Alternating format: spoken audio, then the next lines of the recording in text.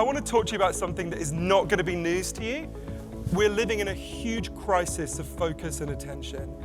And for every one child who was identified with serious attention problems when I was 7 years old, there's now 100 children who've been identified with that problem. There's scientific evidence for 12 factors that can make your attention better or can make it worse. And loads of the factors that can make your attention worse have been hugely rising in recent years. So if you're struggling to focus, if your kid is struggling to focus, there's nothing wrong with you, there's nothing wrong with them, there's something wrong with the way we're living. Your attention has been stolen from you by some very big and powerful forces. But once we understand those forces, we can begin to reclaim our attention. The average teenager now believes they can follow 7 forms of media at the same time, and the rest of us are not that far behind them.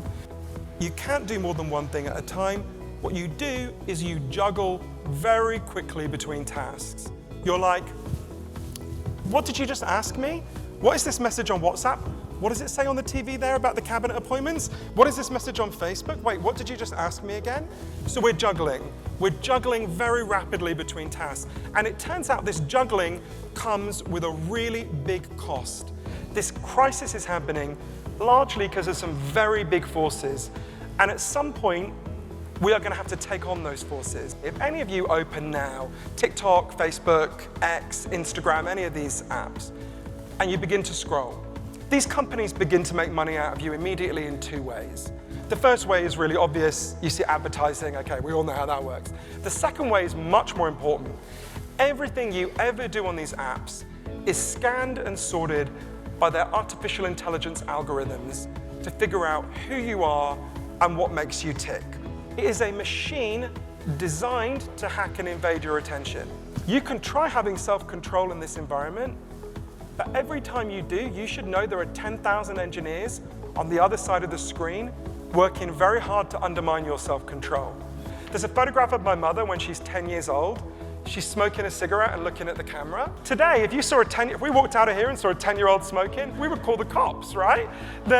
You think about how big that change has been. We will look back on the fact that we allowed children to use devices loaded with apps that are designed to hack and overwhelm the adult brain the way we feel now when we look at those photographs of my mother. Everyone knows this when they see a child that can't focus, right?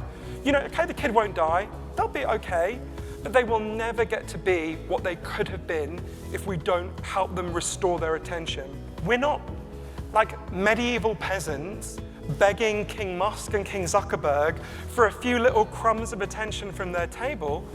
We are the free citizens of democracies, hard-won democracies, and we own our own minds. And together, we can take them back if we want to. Thank you.